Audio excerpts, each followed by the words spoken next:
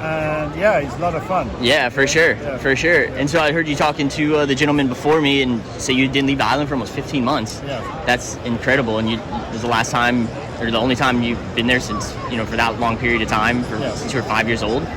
Well, I'm from Jamaica. Right. And we grew up on a farm and in a very remote part of Western Jamaica.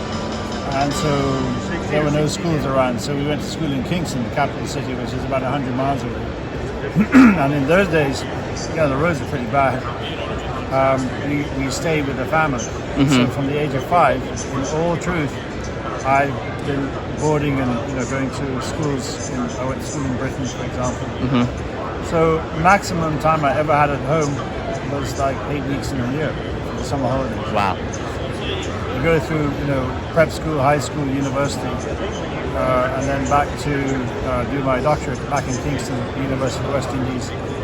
And so I was in that area, but doing research work and traveling to conferences and so on throughout the Caribbean all that time, and America, of course. And just getting into diving in foreign countries. I was never in one place for more than 3 or 4 months, maybe. Wow. So this is the longest time. Partially because of our very strict COVID regulations in Cayman. Right. Mandatory quarantine if you travel. I still have to quarantine when I go back, even though I've been vaccinated from January. This is my 4th trip to America since May. Wow. And because the place is opening up, we got to get back to work. And we're still closed our borders are still closed in Cayman, which doesn't make any sense in my opinion. Especially as we have such a vibrant, or had such a vibrant tourism industry. It depends, of course, on the marine environment as the main attractions. Snorkeling and diving are the key thing. Not so much fishing, but there's a fishing component.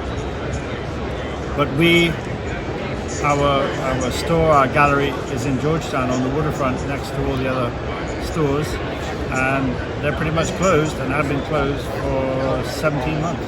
Wow. And so we're dying to open up. We're hanging on by the skin of our teeth, literally. Right. We need some stay-over tourism. For sure. And now, what is the timetable on that? Have they given you any, or just kind of? We had a change of government in April, and so the new government is suggesting the middle of September. They're trying to reach a threshold of 80% vaccinated in the country. I gotcha. There's, like every other country, there's been some resistance, but I think it's very unfair, honestly, that the people who don't want to get vaccinated, for whatever reason, can roam around the country freely and not experience the same limitations that we all complied with when we were either not vaccinated or vaccinated. So it's kind of, they're holding us up now. For sure. And I think that's the problem everywhere. Yeah, I hope. Where there's enough vaccine available. For sure, and I hope you guys get back on track. I visited there when I was younger. The Grand Caymans, did the snorkeling, everything, as well as Jamaica. And now, when you were there for that 15 months, what were some of the things what were some of the big things that you worked on? Obviously, you said you haven't stayed at home for that long, so obviously you're one of the big, the biggest marine artists in the world. Well, thank you. It was to be honest, it was a bit of a relief. Not because of all the other consequences and the bad things that happened to our business and everybody's business, but for me personally, to stay at home, spend time with the family, and accomplish many things that I was dying to do, like write a new book. So the new book is out. And where can they find that new book? It's online, GUYHARVEY.com. Perfect. Or in many places now, like I did signings at SeaWorld, Orlando, Busch Gardens, Tampa. I was up in Williamsburg, Virginia. They're available through Amazon, awesome, Barnes & Noble, quite a few outlets, but the safest place, of course, is GUYHARVEY.com. Yep. And we have some here. We're not allowed to sell them here, but people can come and look through them and place orders. Right. So that was a good 100-day project. That ate up a lot of time, and I thought, wow, this lockdown is not going to last, another month maybe. But right. Little did we know that it was procrastinated forever for various reasons. So I embarked on painting some big paintings. A lot of them are up. We posted it on social media because I do time lapses of all this work as well. People are interested in seeing the progress and the style of the painting. We did a lot of Facebook Lives on Saturday mornings normally with my daughter for half an hour, 11 EST, and I would talk about these paintings. So it's all there. People can go back to Guy Harvey Facebook if you have an account and actually look back at some of those historic ones from last year or this year. They're pretty interesting, actually. Yeah, I followed some of them. It was incredible. Well, I really appreciate that because I didn't know until I went on the book tour just how many people actually follow us on Facebook Live. It's incredible. It's a new medium for us, and I quickly adapted. And I think, my favorite part was talking about the artwork, what inspires the artwork, what techniques I'm using, because I paint in a variety of different styles, and for different reasons. But the bigger paintings, as I was saying earlier, the real big ones, like 12 feet long, 6 feet tall, there I can really indulge myself and get into some good detail, some good predator-prey interactions, a lot of drama, talking a little bit about the natural history of the animals, and make them life-size because they're such imposing creatures. It's incredible. Yeah. It really is. Yeah. And now, I just earlier I saw you talking about your manatees. Oh, yeah, manatees, yeah. Now that's beautiful. Now I do have to give a shout out to my mom. That is her favorite. Yeah. She loves the manatees, and Yeah, we all love manatees. for sure. And that's a big struggle right now in the Florida. Born and raised in Florida, fishing here my whole life. It's a big struggle with the seagrass, and everything that's going on with the Tampa Bay. I'm sure you've seen all that. It's a big struggle right now. And what are some of your thoughts on that? And where do you see that like our biggest area of opportunity to improve on that, so we don't see a situation like that in the future? Well, these are problems caused by us. Yeah, exactly. And so we can fix it. It's going to take a lot of money. It's going to take the authorities. FWC is at the forefront of the fight. With many other universities, we collaborate with the FWC in a big way ourselves, our foundation. We help them with as many programs as we can.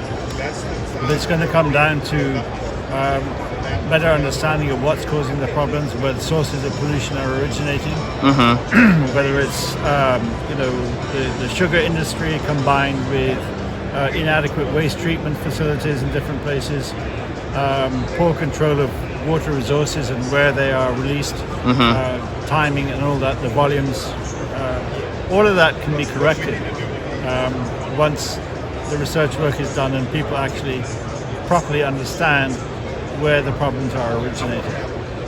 But it's the same in the country where I live, Grand Cayman. We have a totally inadequate central sewage system, and the release of all waste in deep wells and in any construction sites adds to the problem. You're over-nutrifying the base water, the groundwater.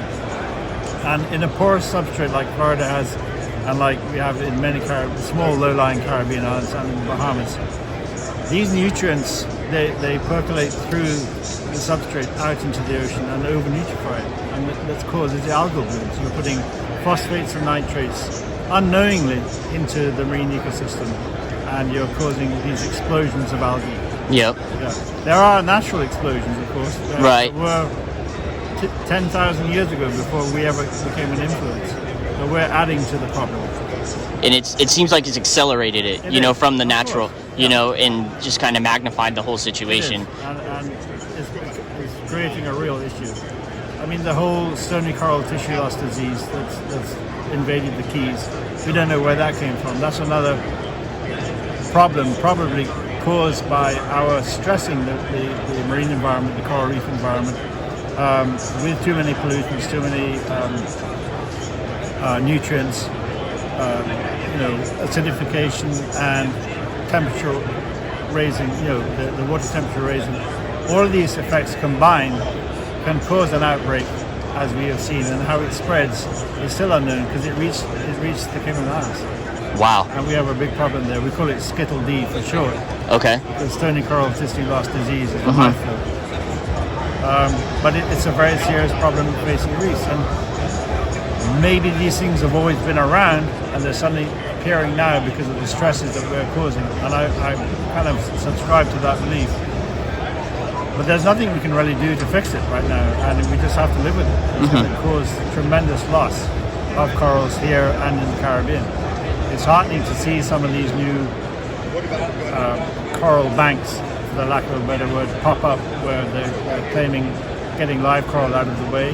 And I saw one, there's one up in here in Orlando that is a combined effort by SeaWorld and Disney to fund the sort of husbandry of live corals and keep them alive in case everything gets killed. You can replant them and start the whole process over again. So there are things we can do, but you don't want to. You want to stop the problem from happening in the first place. For sure. And now with everything that's happened right now, what do you think, or what are some of your ideas, inputs, thoughts of what our fishery should do?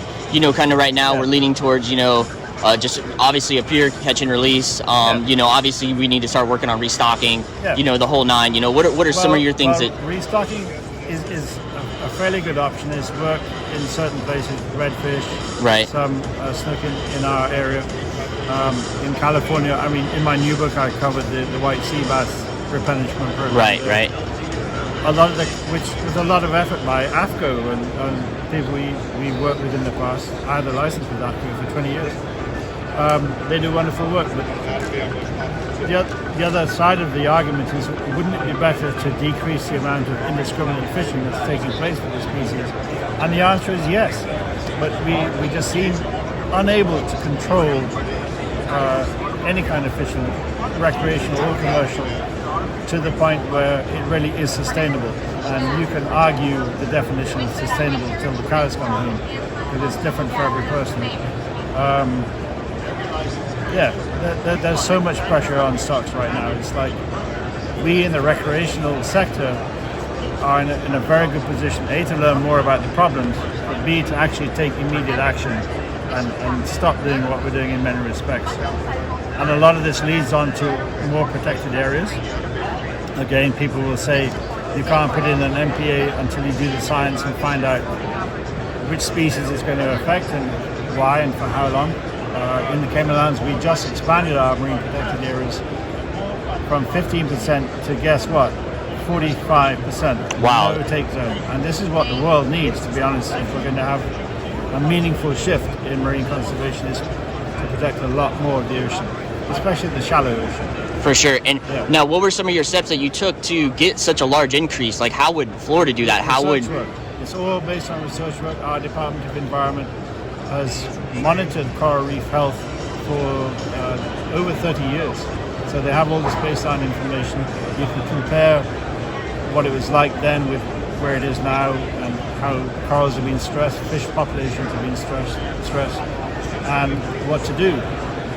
Rather than protect an individual species, like black groupers or Nassau groupers like we've done in Cayman, we brought them back.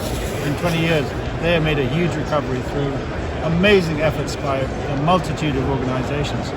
But while the effort is commendable, it's much more cost effective to actually protect an area and let it get on with itself, and just heal and stop taking, especially fish and any marine life, out of that area altogether. It's like a moratorium, basically. For sure. And of course, there is an overflow effect from the protected areas into the areas in which you can fish. That's been proven. But you've got to protect these areas, not for a short time, 5 or 10 years, but forever, if you want to see meaningful change. Otherwise, this whole industry is going to die. I mean, we're witnessing it, unfortunately, with our, and then, we see it right here in my backyard, unfortunately. And there's a growing movement, there's more research work, but nothing is done legislatively, and that's where we need to get it done. And now, is that how it was taken care of in the Cayman Islands? Was it done legislatively? Yes, it was. Okay. But it took a while. And in the Cayman chapter in my new book, I explained how the marine park expansion process was started in 2011, went through 3 different administrations. There are a lot of public meetings and hearings, and people had their input. And for the large part, I would say 85% of the population is for it. You get these few holdouts, who are just never going to give in, and these fish are our right to use, and you can't tell me what to catch and what not to catch. There's always going to be people like that. And in a small island nation, it's particularly difficult to deal with them because they're related. Everyone's related. Right. So because it's here, it's a different thing. You just have to get tough. Make examples out of people. For sure. Yeah, but the better course is still through education. And I see, being heavy-handed is one way to deal with it, punishments or enforcement. But the real answer is through education and the next generation. And they get it. The kids get it. There's no doubt about that. I mean, they see the pictures. Pictures don't really lie. Yeah. And one way to do that and get educated is, obviously check out the Guy Harvey Foundation. Yeah. Check out your book. Yeah. Check out everything that you've been about for the last, 30 years of your Right. life, pretty much since you 35 started. years. And, Yep. and to buy, Guy Harvey licensed products. For sure. Because a portion of the proceeds all go back to the foundation. Yep. Plus, we have helped the Guy Harvey specialty license plate in Florida does really well, and a lot of people support that. It's a inexpensive way to support the foundation. Yep. Plus, the plate looks great. It does. It's a billfish jumping out of the water for the people that don't know, A right? dolphin fish. Dolphin? Okay. Yeah. Awesome. It's like a sideways shot. Perfect. Very cool. I'm sorry. Yeah. But also, we've just had we're still in the middle of a Florida lottery, Guy Harvey theme. That's what I was thinking of. Yeah, the Florida Lottery is the billfish Yeah, jump. and the Cool, turtle. cool. Yeah. And that all supports, or Yeah. some of that proceeds go back to the Right. foundation. Well, the royalties for the use of my artwork go back straight into our marine science Awesome. education program, and they help our research at Nova Southeastern University at the Guy Harvey Oceanographic Center. So it's another way of helping. Plus, you might get lucky. That's right. Yeah. That's right. Yeah. That'd be awesome. You get one of your new boats and, Yeah. Or go new over. truck or a new fishing trip or anything like that. Yep, Yeah. go visit the Cayman Islands. It's Yeah. beautiful. It's beautiful. Well, thank you, Dr. Guy Harvey. Pleasure. I appreciate the time, and Yeah. I look forward to seeing you around, hopefully. And thank you for your time, man. A pleasure. All right, thanks. And good luck fishing, everybody, and be safe out there. All right, thank Yeah. you. All Thank right. you.